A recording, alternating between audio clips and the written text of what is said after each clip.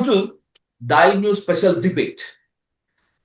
మరో కొద్ది రోజుల్లో పాదయాత్ర చేస్తాను, వైఎస్ఆర్సీపీకి పూర్వ వైభవం తీసుకొస్తానని చెప్పారు ఆ పార్టీ అధినేత వైఎస్ జగన్మోహన్ రెడ్డి. అయితే కూటమి బలంగా ఉన్నటువంటి రోజుల్లో జగన్మోహన్ రెడ్డి గారు పాదయాత్ర చేసినంత మాత్రాన వైఎస్ఆర్సీపీకి పూర్వ వైభవం వస్తుందా? కూటమి బలంగా ఉన్నటువంటి పునాదులు బీటలు వారతాయా అనేటువంటి దానిపైన అంశంతో పాటు పాదయాత్ర చేయటం వల్ల జగన్మోహన్ రెడ్డి మళ్ళీ ముఖ్యమంత్రి అవుతారా అనేటువంటిది ఇప్పుడు $1,000,000 ప్రశ్న. ఇదే అంశంపై ఇన్ డీటెయిల్ గా ఇన్ డెప్త్ గా డిస్కస్ చేద్దాం. Lights invite YSRCP official state spokes person Veerasekhar Reddy గారు అంటూ the dial news hot seat with Vijay సాధు.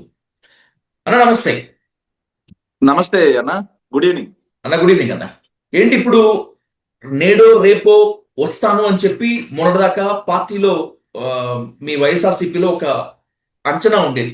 ఏకంగా మీ అధినేత ఆ అంచనాలన్నింటినీ మొత్తం అంతా తెరదించేసి ఎస్ నేను పాదయాత్ర చేయబోతున్నాను, చేస్తాను అని చెప్పి మిగతా అంశాలపై డీటెయిల్ గా మాట్లాడబోయే ముందు పాదయాత్ర చేస్తేనే కార్యకర్తలకి ప్రజలకి దగ్గర అవుతాను అని చెప్పి జగన్మోహన్ రెడ్డి గారు తెలుసుకున్నారా? ఏంటి ఆ వ్యూహం ఏంటి? విజయసాధు గారు, పాదయాత్ర చేస్తేనే కార్యకర్తలకు దగ్గర అవుతాము అనేది కాదండి. పాదయాత్ర చేయడం వెనక ఆంతర్యం ఏంటంటే, మేము వైఎస్ఆర్ కాంగ్రెస్ పార్టీ 2019 ఎన్నికలకు ముందు జగన్మోహన్ రెడ్డి గారు ఏదైతే ఇడుపులపై నుంచి ఇచ్చాపురం వరకు 3,000 పైచులకు కిలోమీటర్ల పాదయాత్ర చేసి అన్ని వర్గాల ప్రజల యొక్క బాధలు తెలుసుకోవడం జరిగింది. వాటికి సొల్యూషన్ గా నవరత్నాలు తీసుకురావడం జరిగింది. నవరత్నాల్ని మేము ఎలాంటి ఇబ్బంది లేకుండా నవరత్నాలను ఇంప్లిమెంట్ చేసి ప్రజలకి అండగా నిలబడడం జరిగింది. కానీ ఈ కూటమి ప్రభుత్వం 2024 ఎన్నికలకు ముందు వైఎస్ఆర్ కాంగ్రెస్ పార్టీ మీద దుష్ప్రచారం చేయడమే కాకుండా అలివి కాని హామీలు ఇచ్చి ప్రజలను మోసం చేసి ఈ రోజు అధికారంలోకి వచ్చి రాష్ట్రాన్ని విధ్వంసం చేసి పడేశారు. ఒకవైపు 3 లక్షల కోట్లకు పైగా అప్పు తీసుకొచ్చి రాష్ట్రాన్ని ఆర్థిక విధ్వంసం చేశారు. ఇక పారిశ్రామిక విధ్వంసం జరిగింది, సంక్షేమ విధ్వంసం జరిగింది. జగన్మోహన్ రెడ్డి గారు ఏదైతే తీసుకొచ్చినటువంటి సంక్షేమ చక్రాన్ని విచ్ఛిన్నం చేసి పడేశారు, ఆర్థిక చక్రాన్ని విధ్వంసం చేసి పడేశారు. ఫలితంగా మొన్న పండక్కి కూడా, సంక్రాంతి పండక్కి కూడా ఎక్కడా వ్యాపారాలు జరిగినటువంటి పరిస్థితి లేదు. వ్యాపారాలు ఎందుకు జరగట్లేదు? ప్రజల చేతిలో డబ్బు లేదు. ఈరోజు ఒకవైపు సంక్షేమం ఆగిపోయింది, ఒకవైపు అన్ని వ్యాపార రియల్ ఎస్టేట్ తో సహా అన్ని భవన నిర్మాణ కార్యక్రమాలతో సహా అన్ని కార్యక్రమాలు ఆగిపోయాయి. ఆగిపోవడంతో ప్రజల దగ్గర మనీ రొటేషన్ ఆగిపోయింది. దాంతో ఆర్థిక చక్రం కూడా విధ్వంసం అయిపోయింది. ఇక చూసుకుంటే ఆరోగ్యశ్రీ ఉందో లేదో తెలుసుకోవాల్సినటువంటి పరిస్థితి. 7,000 కోట్ల పైచులకు బకాయిలతో ఫీజు రీఎంబర్స్మెంట్ పరిస్థితి ఏంటో అర్థం కావట్లా.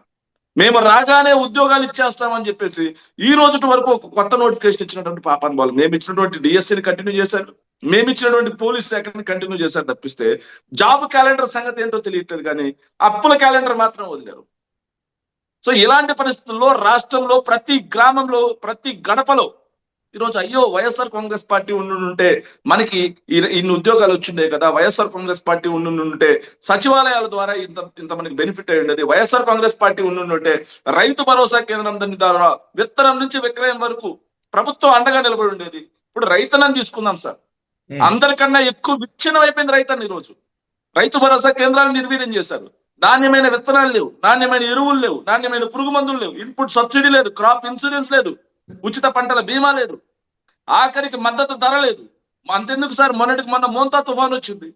మోంతా తుఫాన్ని మోచేత్తో నూకాము, కుదరలేదు కానీ పట్టించేసేవాడు 24 గంటలు అక్కడే ఉన్నాడు. తన తమ్ముడు కొడుకు వివాహానికి కూడా పోలేదు. ఇలాంటి మాటలన్నీ మనం విన్నాం సార్ మీడియాలో.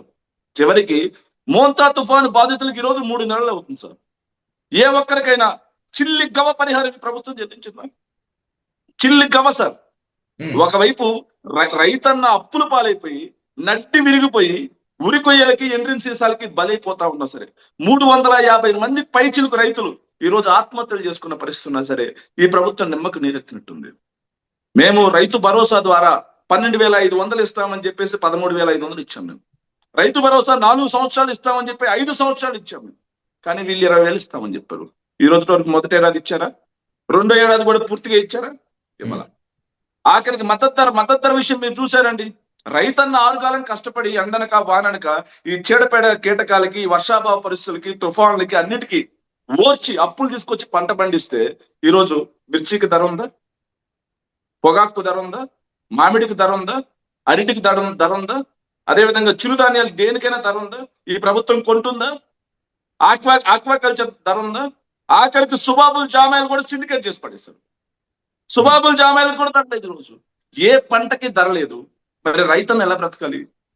వీళ్ళందరికీ అండగా మేమున్నాము, మేము వస్తున్నాము, మళ్ళీ మీకు రైతు రాజ్యం తీసుకొస్తామని చెప్పేసి జగన్మోహన్ రెడ్డి గారు పాదయాత్ర చేయాలా వద్దా? వాళ్ళ కష్టాలు తెలుసుకోవాలా లేదా? ఫీజు రీఎంబర్స్మెంట్ లేక, తల్లు లేక మెడల్లో పుస్తకాలు అమ్ముకుంటున్నారు. ఈ రోజు ఆస్తులు తాకట్టు పెడుతున్నారు. సర్టిఫికేట్స్ దాకా 7,000 కోట్ల రూపాయల ఫీజు బకాయిలా 3 లక్షల కోట్లు అప్పు చేశారు సార్. అంటే విద్యార్థుల కోసం 7,000 కోట్ల రూపాయలు బకాయిలు చెల్లించారా? వైఎస్ఆర్ కాంగ్రెస్ పార్టీ అధికారంలో ఉన్నప్పుడు ప్రతి త్రైమాసికానికి మేము డబ్బులు ఇచ్చేవాళ్ళు. విద్యా దీవెన, వసతి దీవెన కింద జనవరి వరకు, డిసెంబర్ ఎండింగ్ వరకు మొత్తం క్లియర్ చేసి పడేస్తాం. ఏమీ లేవు. డిసెంబర్ నుంచి జనవరి, ఫిబ్రవరి, మార్చి లేవాల్సిన డబ్బులు ఏప్రిల్ ఇస్తుంటే ఎలక్షన్ కోడ్ ఉంది అని చెప్పేసి ఎలక్షన్ కమిషన్ దగ్గరికి, హైకోర్టు దగ్గరికి వెళ్ళి ఆపించినటువంటి ఈ నారా లోకేష్, నారా చంద్రబాబు నాయుడు మరి ఆ రోజు నుంచి ఈ రోజు వరకు 7,000 కోట్ల రూపాయల ఫీజు రియంబర్స్మెంట్ బకాయిలు పెడతారా? అంటే ఏం చేస్తా ఉన్నారు మీరు? విద్యార్థుల జీవితాలతో ఆడుకుంటారా? అలాంటి విద్యార్థుల పక్షాన వైఎస్ఆర్ కాంగ్రెస్ పార్టీ పోరాటం చేయాలా లేదా? వాళ్ళ సమస్యల పట్ల జగన్మోహన్ రెడ్డి గారు తెలుసుకుని ఆ విద్యార్థులందరినీ కలుపుకొని పోవాలా లేదా? ఇక మహిళలు సార్, వైఎస్ఆర్ కాంగ్రెస్ పార్టీ అధికారంలో ఉన్నప్పుడు వైఎస్ఆర్ చేయూత ద్వారా ప్రతి మహిళకి 18,000 ఇచ్చాం. వైఎస్ఆర్ ఆసరా ద్వారా డ్వాక్రా మహిళలందరికీ కూడా 24,500 కోట్ల రూపాయలు, దాదాపుగా 25,000 కోట్ల రూపాయలు మేము రుణమాఫీ చేశాం వైఎస్ఆర్ ఆసరా పేరుతో. కానీ రుణమాఫీ చేస్తానని 2014లో చంద్రబాబు ఎగ్గొడితే మేము ఆసరా ద్వారా 24,500, 25,000 కోట్ల రూపాయలు మేము వాళ్ళకి చేశాం. ప్రతి పథకం మహిళలకు అందించాం. వైఎస్ఆర్ తోడు, వైఎస్ఆర్ చేయూత, వైఎస్ఆర్ అన్ని కలిపి. అలాంటి మహిళ ఈరోజు మహిళా సాధికారత ఏమైందండి? మహిళల రక్షణకి భద్రత ఉందా? మహిళలకి రక్షణ ఉందా? అసలు చిన్న పిల్లల దగ్గర నుంచి ముసలి వాళ్ళ వరకు ఎవరిని వదిలిపెట్టట్లేదు ఈ కామందులు. కానీ ప్రభుత్వం మాత్రం మహిళా హోమ్ మినిస్టర్ జగన్మోహన్ రెడ్డి గారిని తిట్టడానికి తప్పిస్తే ఎక్కడ లా అండ్ ఆర్డర్ ఏదైతే కంట్రోల్ చేసే పరిస్థితి లేదు. మీరు చూసారు సార్, తెలుగుదేశం పార్టీకి చెందినటువంటి వ్యక్తులు ఒక 9వ తరగతి చదివే బాలికని, మైనర్ బాలికని, 7 గుర్రాలపల్లి సార్, ఎక్కడ రాఫ్తాడ్ నియోజకవర్గం, ఆ బిడ్డని, ఆడబిడ్డని మార్చి అత్యాచారం చేస్తే ఆ బిడ్డ ప్రెగ్నెంట్ అయితే దాని మీద కూడా కేసులు పెట్టలేని దుర్మార్గమైనటువంటి ప్రభుత్వం. వీళ్ళు అధికారంలోకి వచ్చిన తర్వాత మచ్చుమెలలో ఒక బాలిక శవాన్ని ఈ రోజుకి తేలేని పరిస్థితి. ఒక మహిళల యొక్క ఆర్థిక స్వావలంబన పక్కన పెడితే వాళ్ళ భద్రత కూడా లేని పరిస్థితి రోజు. మరి మహిళల పక్షాన పోరాడుతూ అలాంటి మహిళలందరినీ కలుపుకుంటూ జగన్మోహన్ రెడ్డి గారు నడవాల్సినటువంటి పరిస్థితి ఉందా లేదా? ఇచ్చిన మాటలు తప్పారు కాబట్టి, ఇచ్చిన హామీలు ఎక్కడికి పోయాయో తెలియదు కాబట్టి, సో కూటమి కొన్ని చోట్ల ఫెయిల్ అవుతుంది కాబట్టి అధికారమే పరమావధిగా, అధికారమే టార్గెట్ గా జగన్మోహన్ రెడ్డి గారు పాదయాత్ర చేయాలని చెప్పి డిసైడ్ అయ్యారు. Is that right sir? అధికారమే పరమావధి అనేది ఒక దాన్ని పక్కన పెడితే ఈ కూటమి ప్రభుత్వంలో రైతుల దగ్గర నుంచి, మహిళల దగ్గర నుంచి, విద్యార్థుల దగ్గర నుంచి, ఏదైతే ఉద్యోగస్తుల దగ్గర నుంచి అన్ని వర్గాల్ని, ఏదైతే ఉన్నత వర్గాల్ని, నిమ్న వర్గాల్ని, ఉన్నత కులాల్ని, నిమ్న కులాల్ని, అన్ని రకాల వర్గాల్ని కలుపుకొని వాళ్ళ యొక్క బాధలు తెలుసుకొని వాళ్ళ బాధలు తీర్చే విధంగా మళ్ళీ వచ్చే ప్రభుత్వంలో మేము మేనిఫెస్టో ఇవ్వాలి. వాళ్ళ బాధలు తెలుసుకొని వాళ్ళ బాధలు తీర్చే విధంగా పరిపాలన ఉండాలి. కాబట్టి మేము ప్రజలందరినీ కలుపుకుంటూ వాళ్ళ యొక్క బాధలు వింటూ, సమస్యలు తెలుసుకుంటూ, వాటికి పరిష్కారం దిశగా అడుగులు వేస్తూ పాదయాత్ర చేయడానికి జగన్మోహన్ రెడ్డి గారు శ్రీకారం చుట్టారు. ఈసారి పాదయాత్ర ఎలా ఉండబోతుందంటే సార్, కనీ విని ఎరగని రీతిలో ఉండబోతుంది. గ్రామాలు కదలబోతున్నాయి, అన్ని వర్గాలు కదలబోతున్నాయి, అన్ని కులాలు కదలబోతున్నాయి. చేయగలరా? చేయనిస్తారా? కూటమి ఇంత బలంగా ఉన్నటువంటి ఈ రోజుల్లో చేయనిస్తారన్న నమ్మకం మీకుందా? అంటే కూటమికి ఎగనిస్ట్ గా నేను ఎక్కువ అడగడం లేదు. జగన్మోహన్ రెడ్డి గారి మీద పూర్తి స్థాయిలో వ్యతిరేకత ఉంది, ఇంకా కూటమి రోజు రోజుకి బలపడుతుంది అనుకున్నటువంటి క్రమంలో మీరు అనుకుంటున్నటువంటి ఆ ఆదరణ వైఎస్ఆర్ కాంగ్రెస్ కి మాత్రమే కాకుండా జగన్మోహన్ రెడ్డి గారి పాదయాత్రకి వస్తుందన్న నమ్మకం మీకుందా? సార్, అంటే కూటమి బలపడడం అంటే రైతులు నడ్డి విరిగిపోవడమా? కూటమి బలపడడం అంటే మహిళలకి ఇస్తాన్న సంక్షేమ పథకాలన్నీ ఎగ్గొట్టడమా? కూటమి బలపడడం అంటే ఫీజు రియంబర్స్మెంట్ ఎగ్గొట్టడమా? కూటమి బలపడడం అంటే ఆరోగ్యశ్రీ ఎగ్గొట్టేయడమా? కూటమి బలపడడం అంటే నిరుద్యోగులకు ఉద్యోగం ఇవ్వకుండా, నిరుద్యోగులకు నిరుద్యోగ భృతి ఇవ్వకపోవడమా? ఇంకేంటి కూటమి బలపడడం? ఎలా కూటమి బలపడడం? సో వాళ్ళు కూటమి బలపడిందంటే సరిపోద్దా? ప్రజలు మంచిగా ఉంటే బలపడుద్దా కూటమి? ప్రజలకు మంచి పరిపాలన ఇస్తే కూటమి బలపడుతుంది. కానీ ప్రజల్ని ఎండగట్టి మీ జోబులు నింపుకుంటూ బాగుంది అనుకుంటే సరిపోతుందా? సో నేను చెప్తున్నాను కదా సార్, ఈసారి జగన్మోహన్ రెడ్డి గారి పాదయాత్ర జంజి ఉద్యమాన్ని తలపిస్తుంది. చూడండి, యువత మొత్తం కదిలి రాబోతుంది, మహిళలు మొత్తం కదిలి రాబోతున్నారు, రైతన్న మొత్తం కదిలి రాబోతున్నారు. సో చూస్తూ ఉండండి, అది ఒక ఉద్యమంలా మొదలై మహోద్యమంలా ముగించబోతుంది సార్. ఆ పాదయాత్ర మొదలు పెట్టే సమయం ఏదైతే ఉందో ఆ రోజు నుంచి ఈ కూటమి యొక్క కుట్రలకి బీటలు వారబోతున్నాయి. కాబట్టి కూటమిని కూడా చెప్తా ఉన్నాం, మీరు ఏదైతే ఉందో మీరు ఈ రోజు వైఎస్ఆర్ కాంగ్రెస్ పార్టీని, మీరు అధికారంలో ఉన్నారు అని చెప్పేసి వైఎస్ఆర్ కాంగ్రెస్ పార్టీ మీద మీరు చేసే దాడులు ఇవన్నీ కూడా ఇకనైనా ఆపండి. లేకపోతే రేపు జగన్మోహన్ రెడ్డి గారి పాదయాత్ర మొదలైన తర్వాత ఏం జరుగుతుందో మీరే భవిష్యత్తులో చూస్తారు. అమరావతి నిర్మాణం కోసం అమరావతి రాజధాని ప్రాంత రైతులు మొత్తం అంతా పాదయాత్ర చేస్తే దాన్ని చెడగొట్టేందుకు, దాన్ని విపరీతమైనటువంటి దారులు తొక్కించేందుకు వైఎస్ఆర్సీపీ క్యాడర్ దాడులు చేసింది అని చెప్పి ఈ రోజుకి ఆ రైతులు చాలా మంది ఆరోపిస్తూ ఉంటారు.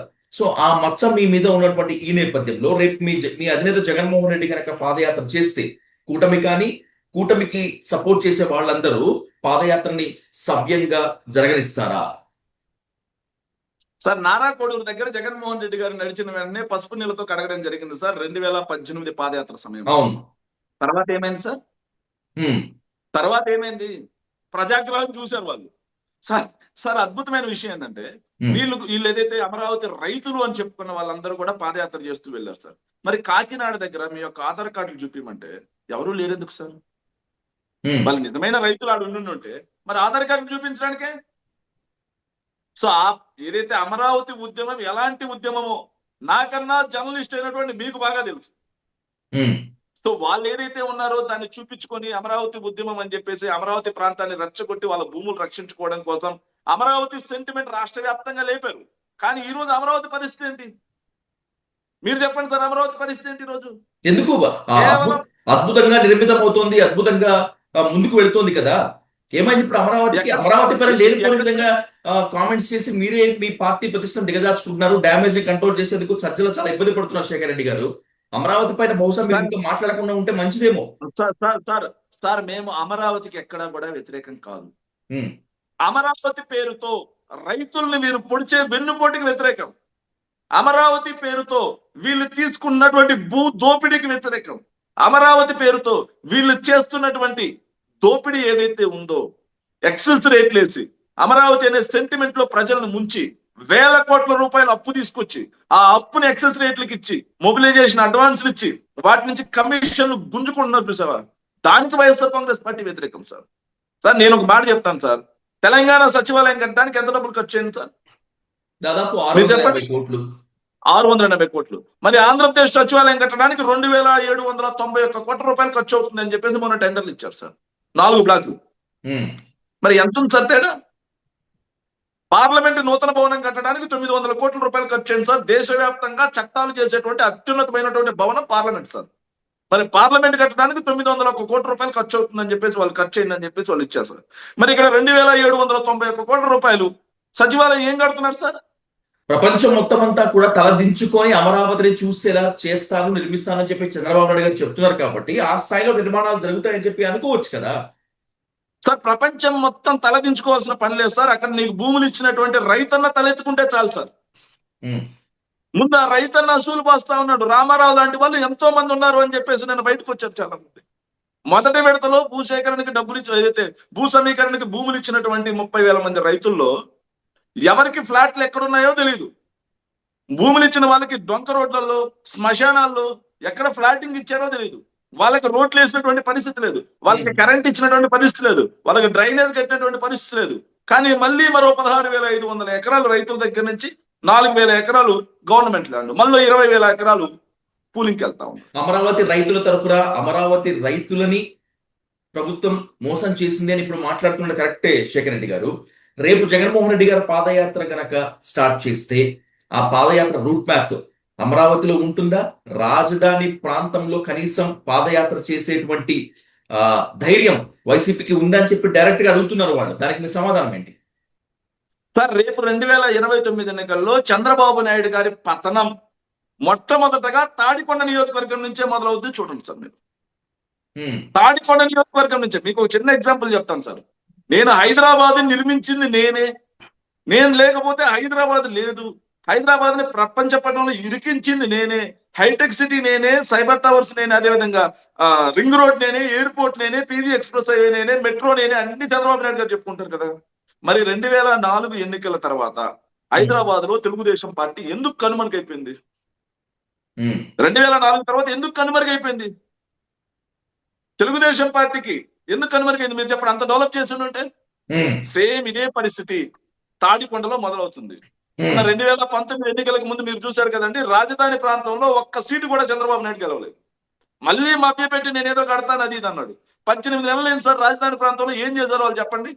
కంప చెట్లు కొట్టడం, బురదెత్తేసుకోవడం తప్పిస్తే ఏమన్నా కొట్టారా? ఏమన్నా కట్టారా? నిన్న సతీష్ చాగంటి అని చెప్పేసి నేను పొద్దున స్క్రోల్ చేస్తుంటే ఒకటి వచ్చిందండి. సతీష్ చాగంటి అని చెప్పి తెలుగుదేశం పార్టీకి చెందినటువంటి కరడు కట్టిన Telugu Desam party social media activist. అతను పెట్టాడు సచివాలయం బ్లాక్ ని డ్రోన్ షాట్ తీసి 6 నెలల నుంచి చూస్తున్నా 1 ఇంచు పెరిగితే సంబరాలు చేసుకుందామని. 6 నెలల నుంచి 1 ఇంచు కూడా ఇటుకెళ్ళిపోయారంటండి. అది పరిస్థితి సార్. ఎప్పటికి 50,000 కోట్ల అప్పు తీసుకొచ్చారు. 2019 నుంచి 2024 వరకు, అంటే మీ పార్టీ అధికారంలో ఉన్నప్పుడు అమరావతి దాదాపు ఒక చిట్టడవిని తలపించింది. కానీ కూటమి అధికారంలోకి వచ్చిన తర్వాత అమరావతిలో పనులు ఊపందుకున్నాయి. మార్పు ఎప్పుడు కూడా ఒక్క రోజులో సాధ్యం కాదు, మున్ముందు చేస్తామని చెప్పి అంటున్నారు. కూటమి నేతలు మాత్రమే కాకుండా కూటమి అభిమానులు కూడా దాన్ని యాక్సెప్ట్ చేయలేమా? మీరు పెంచి పోషించిన అడవిని ఈ మళ్ళీ మైదాన ప్రాంతంగా చేయటానికి, అక్కడ నిర్మాణాలు చేయడానికి ఇట్ టేక్స్ టైం అనుకుంటారు శేఖర్ రెడ్డి గారు. సార్ ఇట్స్ టేక్ టైం బానే ఉంది సార్, బానే ఉంది. మీరు చెప్పింది దేనికైనా టైం తీసుకుంటే బానే ఉంటుంది. మరి సెల్ఫ్ సస్టైనబుల్ సిటీ అనేది ఏమైపోయింది సార్? అమరావతి ప్రాంతం సెల్ఫ్ సస్టైన్ సిటీ అన్నారు, ఏమైపోయింది? మరి సెల్ఫ్ సస్టైన్ సిటీ అయితే 50,000 కోట్ల రూపాయలు అప్పు ఎందుకు తీసుకొచ్చారు? 50,000 కోట్ల రూపాయల అప్పు రాష్ట్ర ప్రజలు నెత్తిన ఎందుకు నూకారు? సార్ మేమేమన్నామంటే, వైఎస్ఆర్ కాంగ్రెస్ పార్టీ జగన్మోహన్ రెడ్డి గారు కానీ మేము కానీ మాట్లాడే మాట ఏంటంటే, సార్ మేము అమరావతి వ్యతిరేకం కాదు, ఆల్రెడీ రాష్ట్రం ఆర్థికంగా విధ్వంసం అయిపోయింది. విభజన నాటి గాయాలు నేటికి వెంటాడుతా ఉన్నాయి మనకి. మనం ఏదైతే ఉందో ఒక సచివాలయం, ఒక అసెంబ్లీ, ఒక హైకోర్టు, హెచ్ఓడి బిల్డింగ్స్ కట్టేసి మనం వదిలేస్తే రోడ్లు వేసుకుంటూ పోతే, ఇప్పుడు మాట అండి, హైదరాబాద్ నగరం ఎలా పెరిగింది? హైదరాబాద్ నగరం మొత్తం కూడా రియల్ ఎస్టేట్ ప్రభుత్వాలు చేశాయా? హైదరాబాద్ నగరంలో పెద్ద పెద్ద బిల్డింగ్లన్నీ ప్రభుత్వాలు కట్టాయా? లేదు కదా. ప్రభుత్వం చేయాల్సిన పని ఏంటి? పరిపాలన, ప్రభుత్వ భవనాల నిర్మాణం. అవి చేయకుండా నువ్వు అప్పులు తీసుకొచ్చి రియల్ ఎస్టేట్ వ్యాపారం చేస్తానంటే దాన్ని వైఎస్ఆర్ కాంగ్రెస్ పార్టీ వ్యతిరేకించాలా లేదా? ప్రభుత్వాల మీద రియల్ ఎస్టేట్ వ్యాపారం చేయడానికా, పరిపాలన చేయడానికా? దానికి సమాధానం చెప్పాలి సార్. ఇది నిజంగా నాకు తెలిసి అమరావతి అనేది వీళ్ళు చేసే స్కామ్ ఏదైతే ఉందో భారతదేశంలోనే అతిపెద్ద బిగ్ స్కామ్ సార్. రాజధానికి మామూలుగా మాట్లాడుకుందాం సార్, ఒక సచివాలయం, ఒక అసెంబ్లీ, అదేవిధంగా ఒక హైకోర్టు, అదేవిధంగా హెచ్ఓడి బిల్డింగ్స్, ఇవి కాకుండా క్వార్టర్స్, ఇవన్నీ కట్టడానికి ఎన్ని ఎకరాలు అయితే సరిపోతాయి సార్? 2,000 ఎకరాలు మహా అంటే 5,000 ఎకరాలు సరిపోతాయి, సరిపో మీరు చెప్పండి సార్. మరి ఎందుకు సార్ 70,000 ఎకరాలు? మరి ఎందుకు సార్ 70,000 ఎకరాలు? నేను అడుగుతున్నా, మీరు చెప్పండి. ఏం చేయడానికి 70,000 ఎకరాలు? 70,000 ఎకరాలు సార్. మొన్న మాట చెబితే నవ్వు వచ్చింది సార్. 15,000 ఎకరాల్లో ఎయిర్పోర్ట్ అంట సార్. పక్కనే ఉన్న గన్నవరంకి దిక్కులేదు. ఈ రోజు ఎన్ని ఫ్లైట్లు వస్తా ఉన్నాయి? కానీ 15,000 ఎకరాల్లో నువ్వు ఎయిర్పోర్ట్ కడతా అంటావు, 3,000 ఎకరాల్లో రైల్వే స్టేషన్ కడతా అంటావు. నువ్వు ఏంది? నేల విడిచి సాము చేయడం కాదా ఇది? ఆ ప్రాంత ప్రజల్ని మభ్యపెట్టడం కాదా ఇది? మభ్యపెడుతూ అమరావతి అనే సెంటిమెంట్ ముసుగులో దోచుకోవడం కాదా ఇది? ఇది రాష్ట్ర ప్రజలందరూ ఆలోచించాలి. ఇప్పుడు సార్ ఒక మాట, ఇప్పుడు బేసికల్ గా ఉత్తరాంధ్ర ప్రాంతం ఎంత వెనుకబడిపోయింది. ఉత్తరాంధ్ర ప్రాంతానికి ఒక 5,000 కోట్లు ఇస్తే సుజల స్రవంతి ద్వారా మొత్తం వలసలు ఆగిపోతాయి సార్. రాయలసీమ ప్రాంతంలో కరువు పీడిత ప్రాంతం, ఈ రోజు కూడా వార్తలు చదివాం సార్. రాయలసీమ ప్రాంతంలో ఎంతో మంది ఈ రోజు వలస వెళ్ళిపోతున్నటువంటి పరిస్థితి ఈ రోజు కూడా న్యూస్ పేపర్ లో చదివాము. మరి రాయలసీమ లిఫ్ట్ ఇరిగేషన్ పూర్తి చేసి, గండ్రేవులో పూర్తి చేసి, వేదవతి పూర్తి చేస్తే మొత్తానికి కూడా ఒక 3,000 నుంచి 4,000 కోట్లు సరిపోతాయి సార్. ఆ ప్రాంతం అంతా శస్యశ్యామలం అయిపోతుంది కదా. మరి అవన్నీ నువ్వు గాలి కుదిరేసి రాష్ట్రం చుట్టుపక్కల ఎట్లా అయిపోయినా పర్వాలేదు, వాళ్ళు ఎలా అన్యాయం అయిపోయినా పర్వాలేదు, కేవలం అమరావతి మీద 1,000 కోట్ల రూపాయలు ఖర్చు పెడతానంటే ఇది ప్రాంతీయ అసమానతలకు దారి తీయదు. తెలంగాణ ఉద్యమానికి కారణం ఏంటి సార్? తెలంగాణ ఉద్యమానికి కారణం ఏంటి మీరు చెప్పండి? అంటే నీళ్లు నిధులు నియామకాలు. ఇంకో విషయం, మరి అలాంటి పరిస్థితి రాయలసీమని ఉత్తరాంధ్రని గాలి వదిలేసి నువ్వు కేవలం అమరావతి ప్రాంతంలో పెడతా అంటే రాయలసీమలో ఏదో రోజు ఉద్యమం చెలరే కదా. రాయలసీమ మీద, ఉత్తరాంధ్ర మీద మీరు ఇంత ప్రేమ చూపిస్తున్నారు, అమరావతి రైతుల పట్ల కూడా ఇంత ప్రేమ చూపిస్తున్నారు. నా ఫైనల్ క్వశ్చన్ ఏంటంటే శేఖర్ రెడ్డి గారు, రాయలసీమ నుంచి మీకు అనుకున్నంత స్థాయిలో సపోర్ట్ ఉందా? ఉత్తరాంధ్ర నుంచి అనుకున్నంత స్థాయిలో సపోర్ట్ ఉందా? అమరావతి రైతుల నుంచి ఇంత బాగా మాట్లాడుతున్నారు కదా, రేపు రాబోయేటువంటి రోజుల్లో నిజంగా అమరావతి తరపున మాట్లాడాలి అంటే మీ వాయిస్ కి రైతులు మద్దతు ఇస్తారా? ఆ నమ్మకం ఉందా? సార్ మద్దతు ఇస్తారా లేదా అనేది కాలం నిర్ణయిస్తుంది సార్. ఆల్రెడీ రైతుల దృష్టిలో చంద్రబాబు నాయుడు గారు ఒక విలన్లో నిలబడిపోతా ఉన్నారు రోజు రోజుకి. రైతులు సిఆర్డీఏ భవనం దగ్గర ధర్నాలకు దిగుతా ఉన్నారు. నారాయణని తరిమి కొట్టే పరిస్థితి వచ్చింది. మంత్రి నారాయణ వాళ్ళ సెక్షన్ ఆఫ్ మీడియానే మంత్రి నారాయణ మీద తప్పుడు వార్తలు రాసే పరిస్థితి వచ్చింది. నారాయణ అసమర్థత గురించి రాసే పరిస్థితి వచ్చింది. రైతుల పక్షాన వాళ్ళకి సంబంధించిన వ్యక్తులే, వాళ్ళ పార్టీకి సంబంధించిన వ్యక్తులు, వాళ్ళ పార్టీకి కొమ్ము కాసిన వ్యక్తులే అమరావతిలో జరుగుతున్నటువంటి తప్పుల గురించి మాట్లాడే పరిస్థితి వచ్చింది. వాళ్ళ పార్టీకి సంబంధించిన వ్యక్తులు, కొమ్ము కాసిన వ్యక్తులే మరో దశ భూ సమీకరణని వ్యతిరేకిస్తున్న పరిస్థితులు వచ్చాయి. మరో విడత భూ సమీకరణని అక్కడ రైతులే వ్యతిరేకిస్తా ఉన్నారు. ఉన్నదానికే దిక్కు లేదు. మళ్ళీ మొదటి దానికి అదే అంటారు కదా సార్, ఏదైతే కేఏపాల్ చెప్పినట్టు మొదటి దానికి మొగుడు లేడు కానీ కడదానికి కళ్యాణమా అని చెప్పి అట్లా ఉన్న వాళ్ళనే గాలి కుదిలేశారు రైతులు. ఈరోజు సిఆర్డీఏ భవనాల చుట్టూ చెప్పులు అదిగేలా తిరుగుతా ఉన్నారు మా ఫ్లాట్లు ఎక్కడ. మొన్న రైతు రామారావుని చూసాం. అలాంటి రామారావులు ఎందరో. మరి వాళ్ళందరూ తెలుగుదేశం పార్టీ మనకేదో చేస్తుంది అని చెప్పి నమ్మే కదండి ఓట్లు వేశారు. అమరావతి నిర్మాణం జరుగుద్ది, మనకేదో జరుగుద్దనే కదా నమ్మి ఓట్లు వేశారు. మరి అలాంటి రైతులను నువ్వు గాలి కుదిరేస్తే వాళ్ళు చంద్రబాబు నాయుడు పక్షాన్ని నిలబడతారా లేదా జగన్మోహన్ రెడ్డి గారి పక్షాన్ని నిలబడతారా? అమరావతి రైతులకి కౌలు పెంచింది ఎవరండి? అమరావతి రైతులకు కౌలు పెంచింది ఎవరు? జగన్మోహన్ రెడ్డి గారు కాదా? అమరావతి రైతులకి ఏదో విధంగా ఏదో ఒకటి చేయాలని చెప్పి ఆలోచన చేసింది ఎవరండి? అమరావతి రైతులు లాభం జరగలేదు కదా, లాభం జరగలేదు కదా సార్. ప్రతిదీ లాభాపేక్షతో చేయకూడదు సార్. జగన్మోహన్ రెడ్డి గారు సచివాలయాలు కట్టారు, గ్రామ గ్రామాన విలేజ్ క్లినిక్స్ కట్టారు, రైతు భరోసా కేంద్రాలు కట్టారు, పోర్టులు కట్టారు, మెడికల్ కాలేజీలు కట్టారు, ఫిషింగ్ హార్బర్లు కట్టారు, నాడు నేడు స్కూల్స్ కట్టారు. మరి ఉత్తర ప్రాంతం సార్ తరతరాలుగా స్వతంత్ర భారతదేశంలో ఏ రోజు ఎవరు టచ్ చేయని ప్రాజెక్ట్ ఉద్దానం. మంచినీళ్ళు అయితే చచ్చిపోయే పరిస్థితి. అలాంటి చోట 800 కోట్ల రూపాయలతో సో ఆ ఉద్దానం ప్రాంత చరిత్రనే మార్చేశాడు. మరి అక్కడ కూడా లాభం జరగలేదు సార్. సో ప్రతిదీ లాభాపేక్షతో చేయం సార్. ప్రజలు ఒక ఇంపార్టెంట్ క్వశ్చన్ తో ఈ టాపిక్ ముగిద్దాం. శేఖర్ రెడ్డి గారు, పాదయాత్ర ఖచ్చితంగా వైఎస్ఆర్సీపీ ఫేట్ మారుస్తుందా? కూటమికి గట్టి దెబ్బ కొడుతుందా? ఫైనల్ ఆన్సర్ ఏంటి సార్? ఇప్పటికిప్పుడు ఎలక్షన్ జరిగితే 100 సీట్లతో వైఎస్ఆర్ కాంగ్రెస్ పార్టీ అధికారంలోకి వస్తుంది సార్. పాదయాత్ర తర్వాత దాని సంఖ్య పెరుగుతూ పోవడమే తప్పిస్తే తగ్గడం జరగదు సార్. రైట్. ఇది కాన్ఫిడెన్సా, ఓవర్ కాన్ఫిడెన్స్ అనేటువంటిది రాబోయేటువంటి రోజుల్లో ప్రజలు తెలుస్తారు. ఎందుకంటే ఏ రాజకీయ పార్టీ అయినా కూడా ప్రజా తీర్పుకు ఖచ్చితంగా శిరస వహించాల్సిందే. పాదయాత్ర ఖచ్చితంగా వైఎస్ఆర్సీపీకి పవర్ తీసుకొస్తుంది, అలాగే ప్రజల్లో సముచితమైన స్థానం కల్పిస్తుందని చెప్పి మీరు నమ్ముతున్నారు. కూటమి బలంగా ఉండగా అసలు అది సాధ్యం కాదు అంటున్నారు. So let's wait and watch on the political screen. Shekhar Reddy garu, thanks for joining to the debate. Thank you much for